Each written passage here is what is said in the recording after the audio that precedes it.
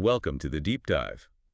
Today we're jumping straight into, well, a really intense story from the Hebrew Bible Judges, chapter 16. That's right. This chapter is all about Samson, isn't it? Specifically, the later, more famous and tragic parts of his life. Exactly. He's this legendary figure known for just, unbelievable strength. And our goal here is basically to walk through the key moments in this chapter, see what the text actually says happened. Yeah, sticking close to Judges 16 itself. It's Yeah. quite a ride, from these huge displays of power to, well, some very human failings. It really is. Okay, so it kicks off with Samson heading down to Gaza. Yes, the text mentions he arrives there, sees a woman, and decides to stay the night with her. Seems straightforward enough at first. But the Gazites, the people living there, they find out he's arrived. How do they react? Oh, their reaction is immediate. Word gets out, Samson's here, and they mobilize. Mobilize how? They surround the place he's staying, and they set up an ambush, essentially. They decide to wait all night long, right there at the city gate. All night. Just waiting. What's the plan? The text is pretty clear. They figure, let's wait till morning, till dawn, and when he tries to leave, we'll kill him. Okay, so picture this.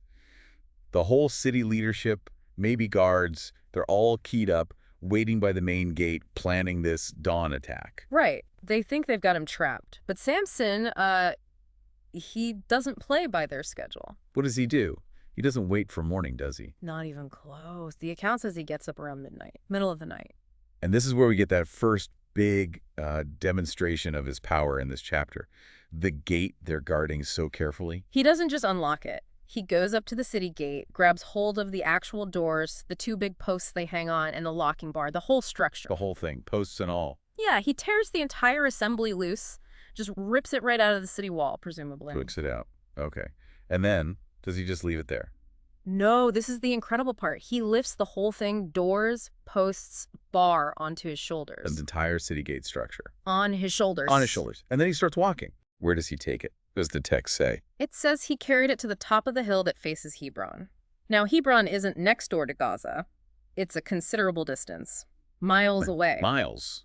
Carrying a city gate up a hill. That's what the text describes. It's this almost contemptuous display of strength. While they're waiting to ambush him at the gate, he just picks up the gate and walks off with it. Wow. So much for their plan. That contrast is really stark, isn't it? Their careful plotting versus his just effortless departure with their main security feature. It absolutely sets the stage. It tells you right from the start of this chapter the kind of almost superhuman physical power we're dealing with, according to this narrative. Their plans, their walls, basically meaningless. Yeah, for you listening, just try to visualize that. Guards huddled, waiting, and the thing they're guarding just vanishes into the night on one man's back. Yeah. But what's interesting is how this immense physical strength is then immediately contrasted with a very different kind of challenge. Exactly. Because after this incident, the story shifts. The text says sometime later, he falls in love. Right. With a woman named Delilah in the Valley of Sorek. And this introduces a whole new dynamic. It's not about brute force anymore. The Philistine rulers, Samson's enemies, they see this, don't they? They see an opening. They do. They couldn't beat him physically. They couldn't trap him.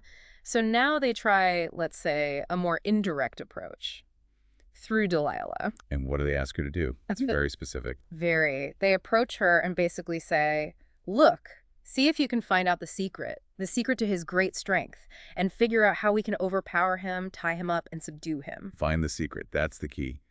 And they offer her a pretty hefty incentive, right? Oh, yeah. The text mentions it clearly. 1,100 shekels of silver. And that's from each ruler. We don't know how many rulers there were, but even a few would make this a massive amount of money. A fortune. So this is the pivot point, isn't it? The conflict moves from external force against Samson to internal manipulation, using this relationship, fueled by a big reward. They're trying to exploit a potential weakness, not of body, but maybe of, well, judgment or affection. Yeah. It becomes about exploiting vulnerability through intimacy and temptation, a totally different kind of battle. And Delilah, she agrees. She starts trying to get this secret out of him. The text lays out a series of attempts. She does. She asks him straight up, essentially repeating the Philistines' request. Tell me the secret of your strength. How can you be tied up? First try. What does Samson tell her? He lies. He says, if they tie me up with 7 fresh bowstrings, ones that haven't been dried out, then I'll become weak like any other man. Okay, fresh bowstrings. So she gets them.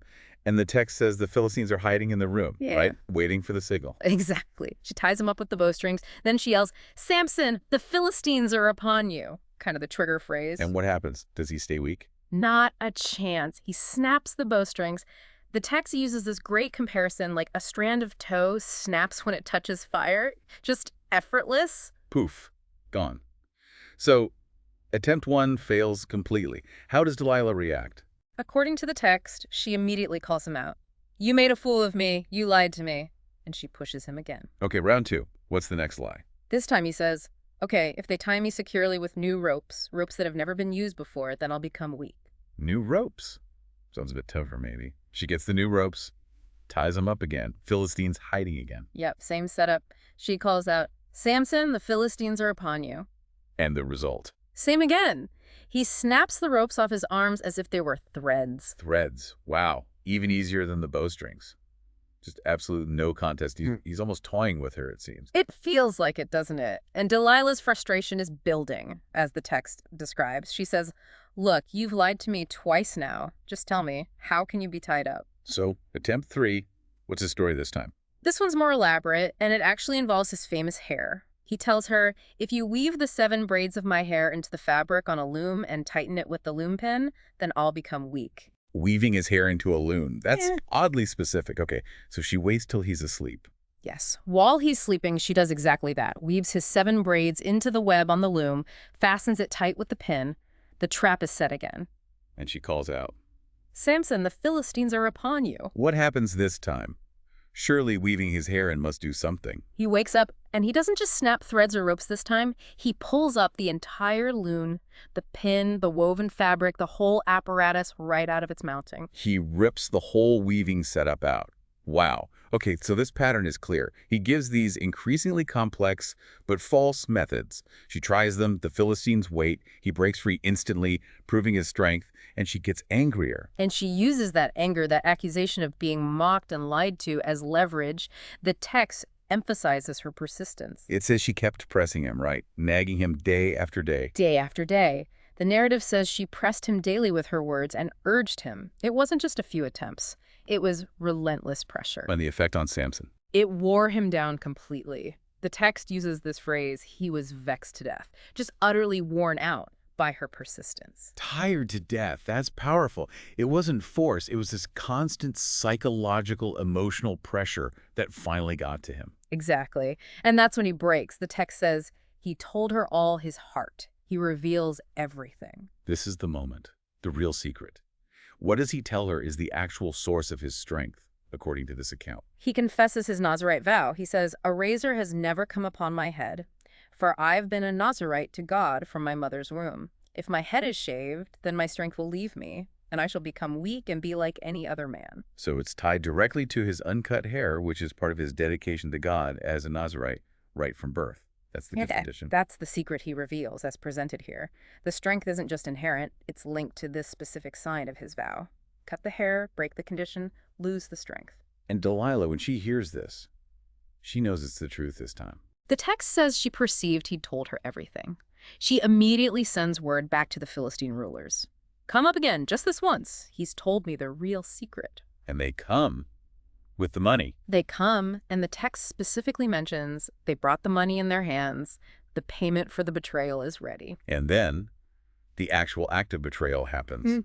How does the text describe it? It's quite intimate, actually. She makes him sleep on her knees. Then, while he's asleep and vulnerable, she calls a man in.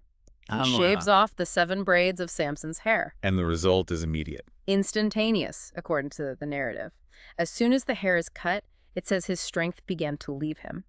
She began to torment him, and his strength left him. Just gone. Gone. And she uses the call one last time. "Samson, the Philistines are upon you." He wakes up. What does he think is going to happen? He thinks it's like all the other times. He expects to just shake himself free as he had done before. He assumes his strength is still there. But the text gives a crucial reason why it's different this time. A really significant line. Yes, it adds, right after he expects to break free. But he did not know that the Lord had left him. That's the core explanation given in this chapter. The strength wasn't just in the hair itself, but the hair was the sign of the vow, and breaking it led to the Lord, the source of the strength. departing. That's how the narrative frames it. The loss of divine backing is the direct cause of the loss of his extraordinary power. And without that power, the Philistines finally capture him. What do they do to him? It's brutal. They seize him immediately, and the first thing they do is gouge out his eyes. Blinding him. Yeah. Permanently. Yes. Then they take him back down to Gaza, the very place where he'd carried off their gate. A deliberate humiliation. They bind him with bronze chains, shackles. Like, what do they make him do? They put him in prison and force him to grind grain, like an animal or the lowest kind of slave labor. It's a complete reversal from the pinnacle of strength to blind, chained, grinding grain. It's a truly devastating fall, isn't it? All happening within this single chapter. From seemingly invincible to completely broken and captive. It highlights the catastrophic consequence of revealing his vulnerability and the betrayal that followed. His external power counted for nothing once the condition was broken. But there's that small detail mentioned while he's in prison. Right. The text notes almost casually, however, the hair of his head began to grow again after it had been shaved. A little hint, perhaps. Meanwhile, the Philistines think they've won completely. They decide to have a massive celebration. A huge festival. The rulers gather to offer a great sacrifice to their god, Dagon. They're attributing their victory directly to him. They believe Dagon delivered Samson into their hands. Yes, the text records them praising Dagon, saying, "Our God has given our enemy into our hand, the ravager of our country who multiplied our dead." It's a major religious and national event for them. And during this big party, they get an idea. Yeah, spirits are high, and someone suggests, let's bring Samson out to entertain us. Entertain them. How? The text says he performed for them. It sounds like they brought him out blind and chained, probably to be mocked and displayed as a trophy in the temple of Dagon itself. Yeah, the temple is packed, right? Absolutely packed. All the Philistine rulers are there. And the text specifically mentions about 3,000 other people, men and women, up on the roof watching the spectacle. So they position Samson, this broken figure, right in the middle of their crowded temple, between the main pillars. Yes, and he speaks to the young servant who's guiding him by the hand. What does he ask the servant? He says, "Put me so that I can feel the pillars on which the temple rests, that I may lean against them." He wants to be right by the central supports. And there, in that position, blinded, humiliated, he makes one final appeal. What does the text say he does? He prays. He calls out to the Lord. The words are recorded. "O Lord God, please remember me and please strengthen me only this once, O God, that I may be avenged on the Philistines for my 2 eyes." A prayer for strength, just one last time. And specifically for revenge for being blinded. It's a raw, focused prayer, and then he acts. What does he do physically? He puts his hands on the 2 central pillars supporting the whole temple roof. Bracing himself between them. Exactly. Right hand on one, left hand on the other. And then he cries out, "Let me die with the Philistines." And the final action. He pushed. The text says he bowed with all his strength, and the temple collapsed. The whole building comes down. On everyone. On the rulers, on all the people inside, on the thousands watching from the roof. Total devastation. And the narrative makes a specific point about this final act. It states very clearly, "So the dead whom he killed at his death were more than those whom he had killed during his life." Wow.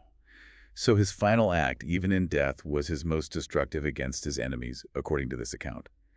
His family then comes and buries him, ending his story as told in this chapter. It really completes the arc within Judges 16, from that initial, almost casual display of power at the Gaza Gate, through intimacy and betrayal with Delilah, the loss of strength tied to the divine connection, the utter humiliation, and then this final catastrophic act of vengeance and self-destruction.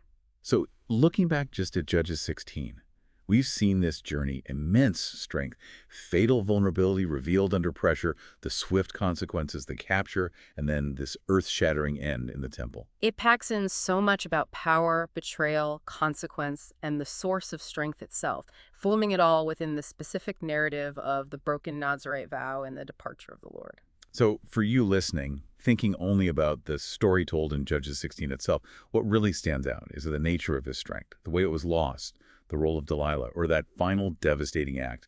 What does this particular chapter make you think about power, about trust, or about the chain of consequences? Something to ponder.